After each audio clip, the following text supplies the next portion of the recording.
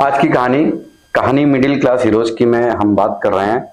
एक ऐसे व्यक्तित्व की जिनका जीवन समर्पण, अनुशासन और सेवा भावना का प्रतीक है। अंजुम सक्सेना जी, जो पिछले 28 वर्षों से बेसिक शिक्षा विभाग में अपनी सेवाएं दे रहे हैं। एक कर्मठ शिक्षक, एक समाज सेवी और अपने संगठन के आप जिला महामंत्री भी हैं। इनकी कहानी बताती है कि जब कर्म और निष्ठा साथ हो तो इंसान सिर्फ शिक्षक नहीं बल्कि समाज का पथ प्रदर्शक भी बन जाता है। आइए जानते हैं इनके जीवन के कुछ अनुभवों और प्रेरणाओं से जुड़े कुछ बातें। जी, बहुत बहुत स्वागत है आपका अंजुम सक्सेना जी। धन्यवाद राकेश जी। मैं आपसे जानना चाहूंगा अंजुम जी कि आपके शिक्षक बनने की प्रेरणा किस प्रकार मिली, कहाँ से मिली और आप बेसिक शिक्षा विभाग में कब से जुड़े? राकेश जी, बेसिक शिक्षा विभाग से जुड़ाव तो मेरा काफी पुराना है और नियुक्ति तो मेरी 97 में हुई है, सन 97 में। लेकिन चूंकि मेरी माता जी बेसिक में ही अपने जूनियर हाई स्कूल में सहायक अध्यापिका रही जी।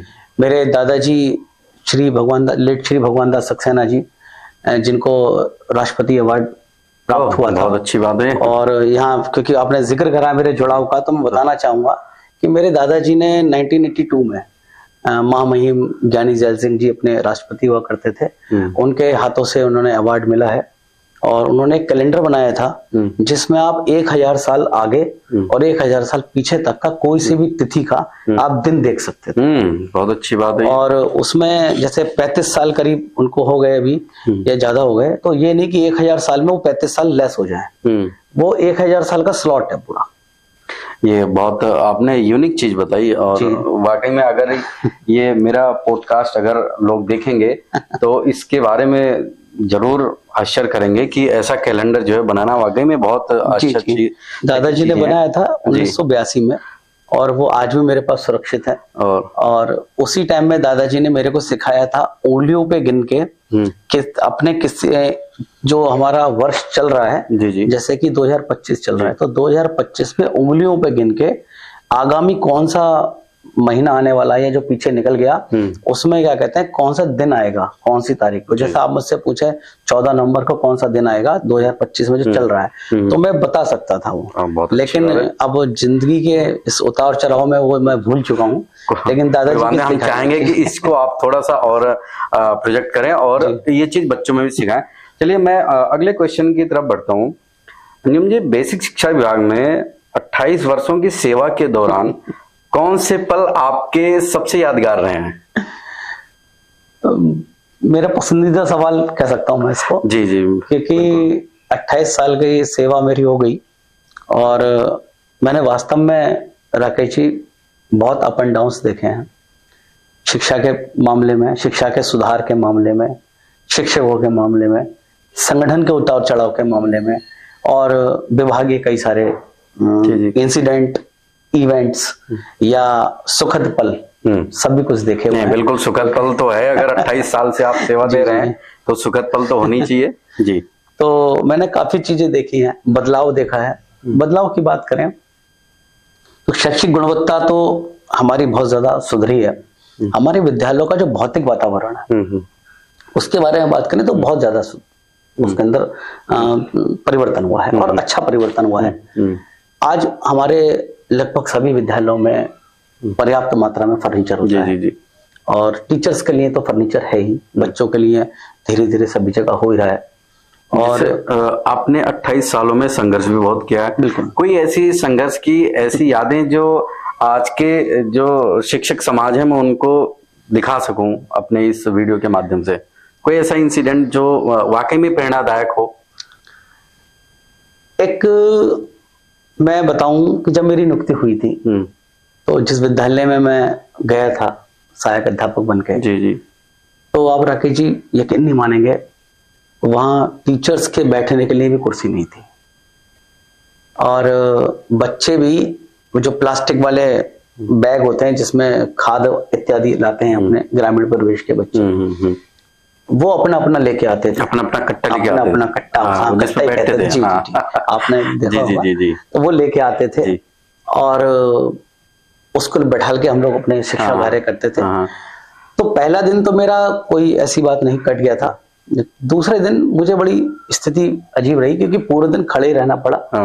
फिर बैठने का जो मैंने एक वो निकाला कि कैसे बैठे, तो हमारी जो बिल्डिंग थी वो ग्राउंड से थोड़ी सी 2 फीट 3 फीट ऊपर थी। जी जी। जिसे अपने आम भाषा में कुर्सी कहते हैं। जी जी। नींव की डीप। जी जी जी जी। तो मैंने वहां पे एक कट्टा जो बात कर वो बिछाया और फिर वहां बैठ के मैंने, नीचे बच्चे बैठे, फिर उनको शिक्षण कार्य करा। फिर 3-4 दिन तक ऐसे ही देखा। फिर जा करके एक दिन फिर मैंने अपने, मुझे याद है शायद उसी टाइम, मुझे याद है शायद उसी टाइम एमडीएम की शुरुआत होती है, बट स्टार्टिंग में चावल मिलते थे। जी जी जी। एक्चुअली खाना नहीं पकता था। बिल्कुल नहीं, थोड़ा सा आपकी बात बिल्कुल सही है। मैं करेक्शन करूंगा। उस टाइम में प्रति बच्चा 3 किलो के हिसाब से गेहूं मिलता था। जी जी जी। और हम लेके जाते थे, थोड़ा सा दूरी पे डिपो होल्डर हुआ करता था, लाइन बनवा के राकेश जी लेके जाते थे और खेतों के बीच से लेके जाते थे। मेड़ पे से बच्चे ऐसे ऐसे जाते थे और बड़ा रिस्की रहता था वो, क्योंकि 1.5-2 किलोमीटर तक बच्चों को लेके जाना और फिर उनको 3 किलो प्रति वो सारी चीजें आज याद कर रहे हैं, तो बड़ा मतलब उस दौर में और इस दौर में बड़ा अच्छा। चलिए, मैं थोड़ा सा मैं आपके बारे में जहां तक जानता हूं कि आप शिक्षा के साथ साथ समाज सेवा से भी जुड़े हैं। अक्सर मैं देखता हूं, चाहे आप प्रोफेशनली चाहे पर्सनली समाज से जुड़े हैं कहीं ना कहीं, चाहे हर शिक्षक से जुड़े हैं, अपने समाज से जुड़े हैं। तो मैं जानना चाहता हूं कि आपने अपने जीवन का हिस्सा समाज सेवा को कैसे बनाया, किस तरह से, थोड़ा सा कहां से प्रेरणा मिली आपको? राकेश जी, एक्चुअली समाज सेवा की जो प्रेरणा मिली, क्योंकि टीचर हैं, समाज का अंग है और समाज के लिए ही मेरा मानना है, टीचर का जीवन समाज के लिए ही होता है। तो जब ईश्वर ने टीचर का एक दायित्व हमें दिया, शिक्षक के रूप में दायित्व दिया है, तो समाज के लिए ही करना है, समाज का ही निर्माण कर लीजिए, समाज में ही योगदान अपना देना है। और शिक्षक का योगदान समाज में अलग ही एक स्थान। बिल्कुल, हम समाज से जुड़े हैं तो जी जी समझ। तो वहीं से है और समाज के लिए सोचना शुरू किया। फिर पारिवारिक पृष्ठभूमि जो मेरी है, उसमें मेरे दादाजी, पिताजी, मेरे चाचा जी अपने सामाजिक कार्यों में रहते थे, तो वो घर में सामाजिक कार्यों के लिए शिक्षा दीक्षा जो मिली, तो वही सब आपके सामने है। तो उसी में अपना जीवन अब लगाने का ही है। आप अपने बच्चों को भी ये चीज सीख देते होंगे? जी, मेरा बेटा है, मैंने उसको, अब बीटेक कर रहा है, तो मैंने उसको भी बोला है, मैंने कहा देखो हमें सहयोग की भावना अपने अंदर रखनी चाहिए। अगर कोई हमें लगता है कि हमें किसी के सहयोग करना चाहिए, तो हमें इंतजार नहीं करना चाहिए वो हमसे सहयोग मांगे। जी जी। हम अपना सहयोग उसके बिना मांगे भी दे सकते हैं, और असली सहयोग वही कहलाता है। बहुत अच्छी बात है। चलिए, मैं आगे बढ़ता हूँ जी। और आप अपने संगठन के जिला महामंत्री भी हैं। पहले तो मैं जानना चाहूंगा कि आपका संगठन क्या है, आप हमारे दर्शकों को बताएंगे, और आपकी संगठन के प्रति आपकी क्या क्या भूमिकाएं हैं और क्या क्या जिम्मेदारियां रहती हैं, थोड़ा सा इस बारे में आप हमें अवगत कराएं। जी, मेरा संगठन का नाम है जूनियर हाई स्कूल, उत्तर प्रदेशी जूनियर हाई स्कूल शिक्षक संघ। जी जी। मैं जनपद रामपुर की जो इसकी शाखा है उसका जिला महामंत्री हूँ। जी जी। और शिक्षक राजनीति में जो मैं आया, तो हमारे कुछ शिक्षक साथी हैं और उनका ही कहना था कि मुझे इसमें आना चाहिए, या यूं कहें कि कुछ मेरे हितैषी शिक्षक हैं जिनके कारण आना पड़ा और जिनके कहने पे आना पड़ा। वर्ष 2014 की बात है। होली का त्योहार हमारे यहाँ बहुत महत्व रखता है। जी जी। साल भर का त्योहार होता है। जी बिल्कुल। और तत्कालीन लेखाधिकारी ने अपनी हठधर्मिता दिखाते हुए बोला कि भाई मैं आपको वेतन देने के लिए मतलब मैं तैयार नहीं हूं अभी, मतलब दे नहीं पाऊंगा, मेरे पास स्टाफ नहीं है या जो भी है, काम इतना है कि मैं नहीं दे पाऊंगा। जी जी। और मुझे ध्यान है 16 मार्च की होली थी शायद, और 12 मार्च के आसपास ये बात वो कह रहे थे, यानी 3-4 दिन रह गए थे। उस टाइम में मेरे कुछ शिक्षक साथी थे, वो उनसे बात करने गए थे, मैं भी साथ में गया था उनके। तो वहां मुझे लगा कि यार ये टीचर्स के लिए गलत है। जी जी। क्योंकि हम टीचर्स अपना पूरा दिन सेवा का जो हमारे घंटे हैं सेवा काल के, उसके अलावा भी हम विभाग के बारे में, सबके बारे में सोचते हैं। लेकिन विभाग ये नहीं सोच रहा जी जी कि हमारा त्योहार है जी। और वहां से ये बात आई कि राजनीति में आकर के ही व्यवस्था को बदला जा सकता है, यानी सिस्टम के साथ जो है जुड़ के। जी जी जी जी। मैंने ये बात सीखी कि अगर आप सिस्टम को बदलना चाहते हैं तो सिस्टम से दूर रह के नहीं बदल सकते जी, आप। बिल्कुल। आपको सिस्टम का अंग बनना पड़ेगा। आप सिस्टम में ढले नहीं, आप सिस्टम के अंदर आए हैं। सिस्टम में ढलना जी मैं सिस्टम के अंदर आने में समझ रहा हूँ। तो वहीं से राजनीति की शुरुआत करी और तो आज दिलाया आपने। जी, वेतन दिलाया। और ये रामपुर में इतिहास है जो पुराने साथी जानते हैं कि 48 घंटे तक ऑफिस बंद नहीं हुआ था। अच्छा, काम चलता रहा था। काम चलता रहा और इसका परिणाम ये रहा कि वेतन मिला। और ये सबसे बड़ी जो मैं कह सकता हूं कि अगर हम संगठन की उपलब्धि या संगठन की जो प्राथमिकता है इसको आपने बखूबी निभाया और लोगों को भरोसा दिलाया कि आप जो है शिक्षक हितों के उसमें हम लड़ सकते हैं, आप हद पे जा सकते हैं, हद पार कर सकते हैं। बिल्कुल बिल्कुल। और चलिए ऐसे ही मैं आपको एक और घटना बताना चाहूंगा कि उसके बाद हमारे यहाँ सर्विस बुक बनती है टीचर से। तो सर्विस बुक बनने में क्या परेशानी आती है वो खैर सारे शिक्षक सारे कर्मचारी जानते ही हैं क्या क्या फॉर्मेलिटियां होती हैं। तो मुझे लगता है कि ऑनलाइन जब से हुआ है काफी सहूलियत, पहले तो बहुत ज्यादा क्योंकि वो कॉम्प्लिकेटेड था। हाँ जी। और भी उसमें टर्म्स कंडीशन अधिकारी लगाते थे, यहाँ जिक्र करना उसका मैं समझता हूँ ठीक नहीं। तो हमने 3 कैंप लगाए थे और 200 से ऊपर शिक्षकों की 3 सर्विस बुक के कैंप लगाए और बिना किसी झंझावात के, आप समझ रहे हैं, बिना किसी टर्म्स कंडीशन के वो बनवाई थी। और अधिकारी सोचो पड़ गए, तो बोले करना क्या है, तो मैंने कहा सब करना ही है कि सारी सर्विस बुक पूरी है और आपको साइन करना है। चलिए बहुत अच्छी बात है। मेरा अगला क्वेश्चन है अंजुम जी, आज के समय में आप शिक्षक की भूमिका को केवल शिक्षण कार्य तक की सीमित रखते हैं या उससे भी आगे कहीं देखते हैं? राकेश जी, शिक्षक की भूमिका की लिमिट नहीं है जी। मेरा मानना है शिक्षक की भूमिका कहां तक है ये हम तय नहीं कर सकते। जी जी। लेकिन अगर शब्दों में इसे ढालना चाहें, शब्दों के रूप में अगर हम इसे बताना चाहें तो शिक्षक की भूमिका कुछ यूं होनी चाहिए कि शिक्षक की पहचान बन जाए शिक्षक के रूप में। और वो अपने बच्चों को क्या दे रहा है जी, ये उसे पता होना चाहिए।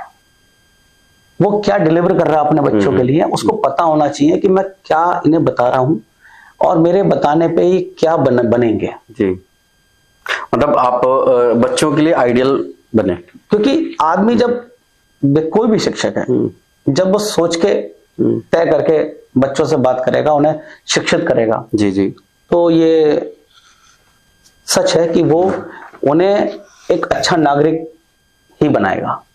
और एक शिक्षक का दायित्व होता है राष्ट्र निर्माण। जी, भारी भरकम शब्द है, हर जगह सुनते रहते हैं, लेकिन गंभीर शब्द है, बिल्कुल, बहुत गहरा अर्थ है। जी बिल्कुल, मैं समझ रहा हूं। हम अपने बच्चों के अंदर राष्ट्र प्रेम, राष्ट्र सर्वोपरि की भावना दें, अच्छे नागरिक बनाएं और यह हमारी भूमिका सब चीजों से ऊपर होनी चाहिए।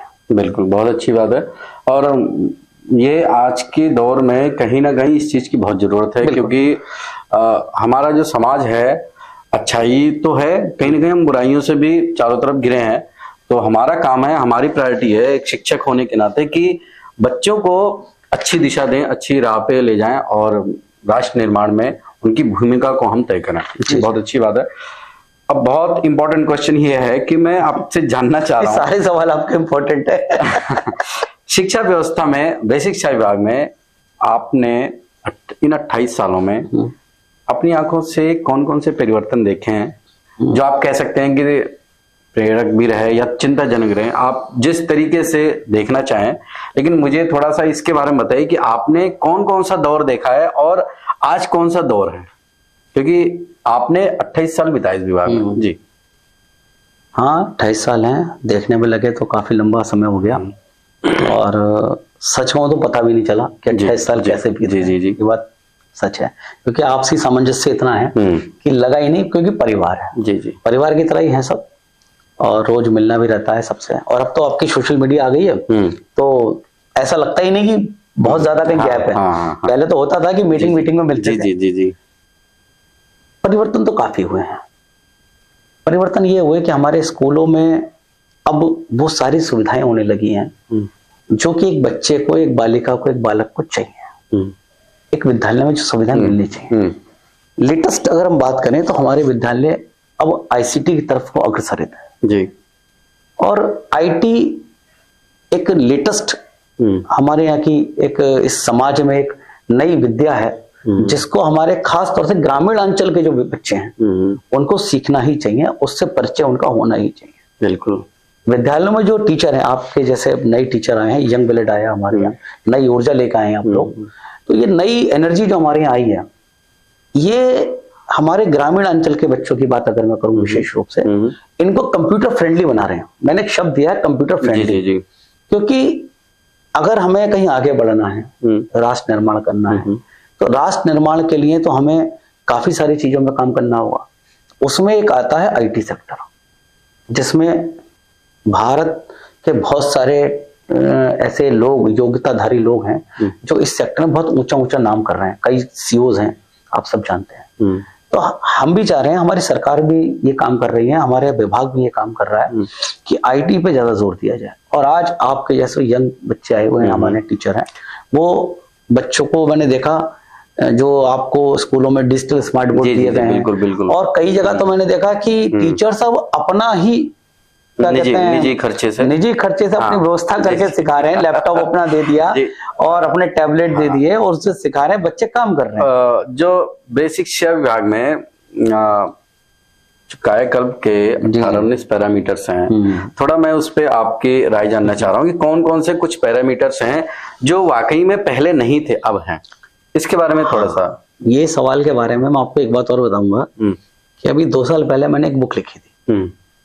और उस बुक में जो कंटेंट था उसका नाम तो निपुण भारत है, लेकिन बुक की जो स्टार्टिंग करी है राकेश जी, वो मैंने करी हमारी स्वतंत्रता प्राप्ति के समय जो हमारे देश के पास संसाधन थे, उन संसाधनों से लेकर आज तक का जो सफर बेसिक शिक्षा ने किया है, कौन कौन सी योजनाएं आई, कौन कौन से अभियान आए, क्या उनसे लाभ हुए, क्या उनके उद्देश्य थे, वो सारा कुछ उसमें लिखा है।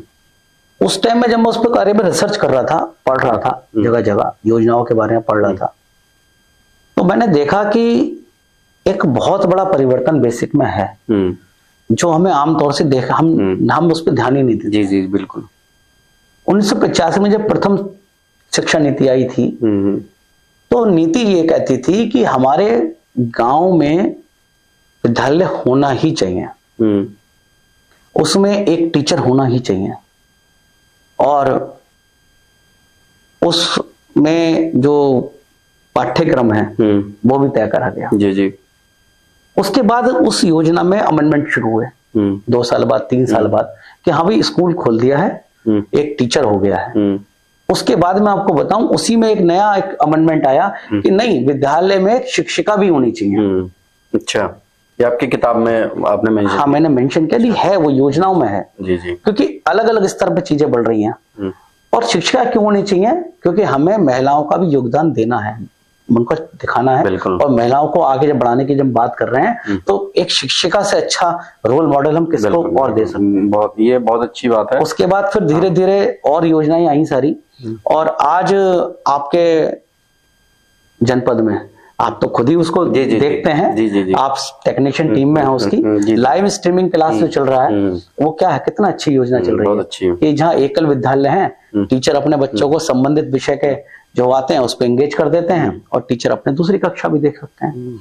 तो काफी सारे परिवर्तन हैं और अच्छे परिवर्तन, सकारात्मक। बहुत अच्छी चीज है।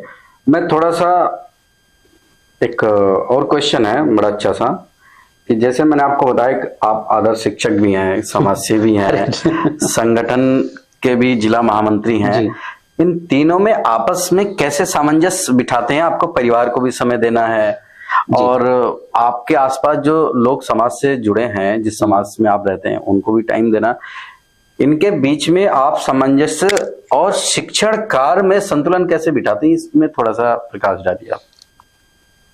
देखिए, तीनों भूमिकाएं अलग अलग हैं जी, और इसका सबसे अच्छा तरीका यही है कि आप जिस समय जहां हैं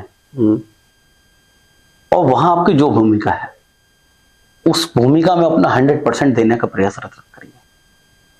100% प्रयास करिए कि जिस समय, जैसे कि हमारे विद्यालय 8 बजे से 2 बजे तक का, 2:30 बजे तक का है, 2 बजे तक का है, 9 से 3 बजे तक का है, तो वहां शिक्षक की भूमिका है। जी बिल्कुल। तो मेरा प्रयास ये रहता है कि वहां मैं जो है मेरे अंदर वो अपना सब बच्चों को देने का प्रयास करूं।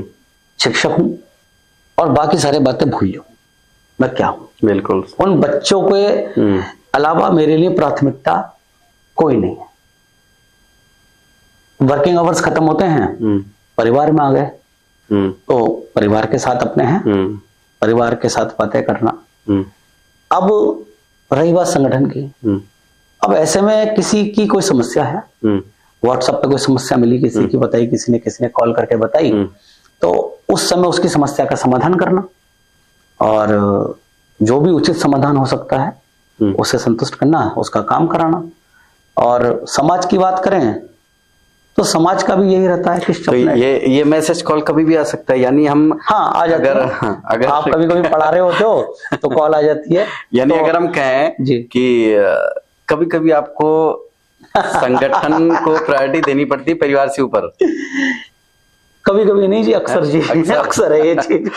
और परिवार से ऊपर तो प्रायोरिटी संगठन की है और परिवार से ऊपर ही प्रायोरिटी विद्यालय के छात्रों की। जी जी जी। क्योंकि छात्र शिक्षक हित के बारे में सोचना है एक संगठन का कार्यकर्ता होने के नाते, और छात्र हित, शिक्षा हित सोचना है एक शिक्षक होने के नाते। जी बिल्कुल। और व्यक्तिगत राय अगर मेरी आप लें तो छात्र हित और शिक्षा हित, ये परिवार और संगठन दोनों से ऊपर सोचना है इसके लिए। बहुत अच्छी बात है। और मैं एक और क्वेश्चन थोड़ा सा बहुत शॉर्ट में पूछूंगा आपसे। जैसे कि आप बहुत अच्छे शिक्षक भी हैं और आपके विद्यालय के बच्चे, विद्यालय आपके एक नई ऊंचाइयों को छू रहा है, और मैं देख रहा हूँ पिछले कुछ विगत वर्षों में आपको सम्मानित भी किया गया है। बहुत अच्छी अच्छी उपलब्धियां आपके पास है, आपके बच्चों के पास। बहुत शॉर्ट में आप बताइए कि आपके विद्यालय की, आपके बच्चों की और आपकी उपलब्धियां विगत कुछ वर्षों में क्या क्या हैं, ताकि हमारे जो दर्शक हैं, जो चाहे शिक्षा से संबंध रखते हैं, बच्चे अगर वीडियो देखें तो थोड़ा सा वो प्रेरित हो आगे बढ़ने की। मेरे विद्यालय में वर्तमान में जी अभी 180। विद्यालय का नाम बता दीजिए पहले। अच्छा जी, मैं अपने देखने वाले दर्शकों को बताना चाहूंगा। मेरे विद्यालय का नाम उच्च प्राथमिक विद्यालय मिलक निब्बी सिंह है, जो कि एक कंपोजिट विद्यालय है कक्षा 1 से 8 तक। ये चमरो ब्लॉक में है, जनपद रामपुर, उत्तर प्रदेश में। और मैं वहां पे एक विज्ञान का एक शिक्षक हूँ। और विद्यालय में उपलब्धि की बात करें तो मेरी क्या, पूरे स्टाफ की उपलब्धि है। एक स्कूल का टीम वर्क है हमारा। जी। मेरा अकेले का कोई इसमें कोई ऐसा इतना बड़ा योगदान नहीं है। विद्यालय में हमने अपनी एक विज्ञान की प्रयोगशाला बना रखी है, वो आप ही लोगों के पैसे से बनी है सब। जी। अपने सहयोग से और सब। और उसमें हमने एक ग्राम प्रधान जी से हमने कहा कि हमने ये प्रयोगशाला बनाई है तो थोड़ा सा और इसको व्यापक रूप से बनाना चाहते हैं, तो उन्होंने एक छोटा हमारे लिए कमरा उन्होंने बना के दिया। बहुत अच्छी बात है। मैं उनका शुक्रिया देना चाहूंगा आपके पॉडकास्ट के माध्यम से। जी। और उसमें हमने फिर अपने प्रयास किया जी।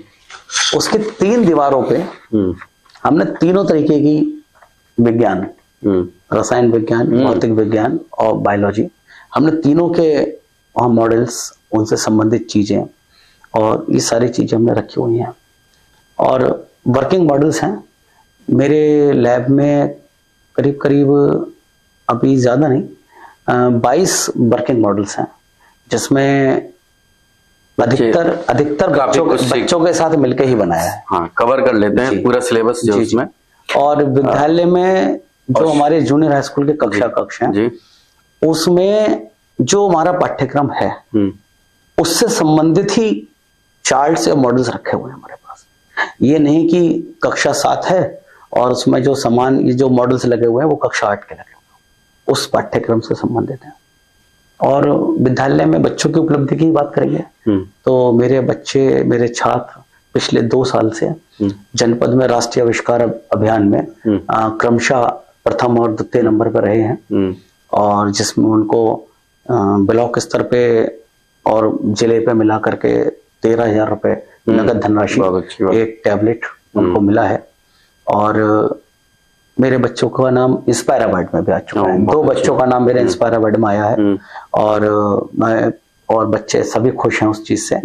और बच्चे स्टेट में भी, मेरे अगर खेलों की बात करें, स्टेट पे परफॉर्मेंस दे चुके हैं, और काफी सारी चीजें हैं। अभी हमारे जनपद रामपुर के सीडीओ सर ने एक उसकी जल ज्ञान यात्रा कराई थी, मिशन, और जल मिशन जल जीवन मिशन के अंतर्गत, तो उसमें भी बच्चे मेरे जनपद पे अपनी स्थान प्राप्त किया था। और ऐसे काफी सारी चीजें बच्चों ने की हैं, और स्टाफ मेरा कोऑपरेटिव है, सभी लोग मिलकर काम करते हैं। काफी, यानी आपके यहाँ जो है भौतिक परिवेश भी बहुत अच्छा है। जी जी। और टीचर्स तो अच्छे हैं, अच्छा काम कर रहे हैं, सब मिलके करते हैं, तो स्कूल अच्छा है कुल मिला के आपका। अब आप कह रहे हैं तो मैं मान लेता हूँ। नहीं, अच्छा है।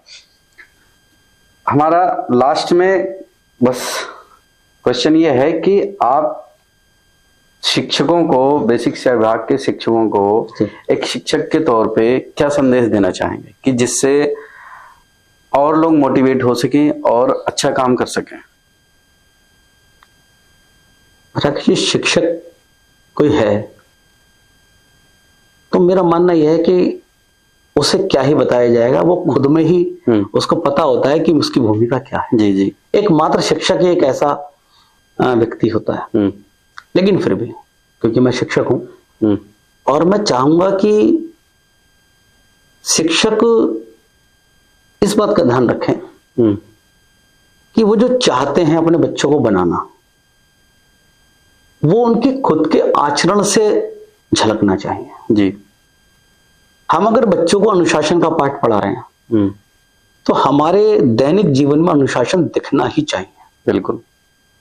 हम अगर बच्चों को निष्ठावान होने का पाठ पढ़ा रहे हैं तो हमारे दैनिक जीवन में, हमारे आचरण में निष्ठा, ईमानदारी दिखनी ही चाहिए। और ऐसा है भी, टीचर्स ने ऐसे ऐसे उदाहरण प्रस्तुत किए हैं कि उनको अवतार माना जाने लगा।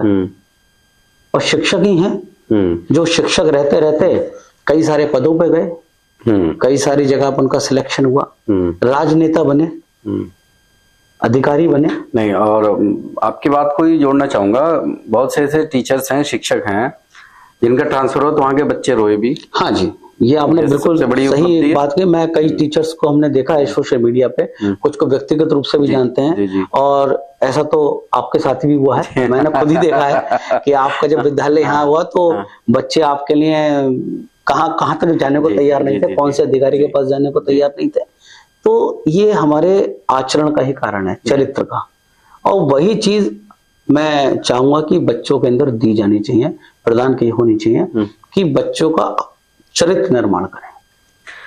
चलिए, बहुत बहुत धन्यवाद। और आज हमारे बीच जो है Anjum Saxena ji goodness podcast by Rakesh Vishwakarma में शामिल थे, और मैं पूरी उम्मीद के साथ और आपको वैसे विशेष भी देता हूं कि आप ऐसे ही और आगे बढ़ते रहें, आपका विद्यालय, आपके बच्चे आगे बढ़ते रहें, आप संगठन के प्रति अपनी जिम्मेदारियां और अच्छे से निभाएं, और आपके समाज में मान मर्यादा प्रतिष्ठा बनी रहे। धन्यवाद। और आगे बढ़ें, और मिलते हैं एक नई सोच के साथ, नई उमंग के साथ, नई प्रेरणा के साथ, नए काम के साथ। तब तक के लिए बहुत बहुत धन्यवाद। बहुत बहुत धन्यवाद sir. Thank you. Thank you Rakesh. Thank you.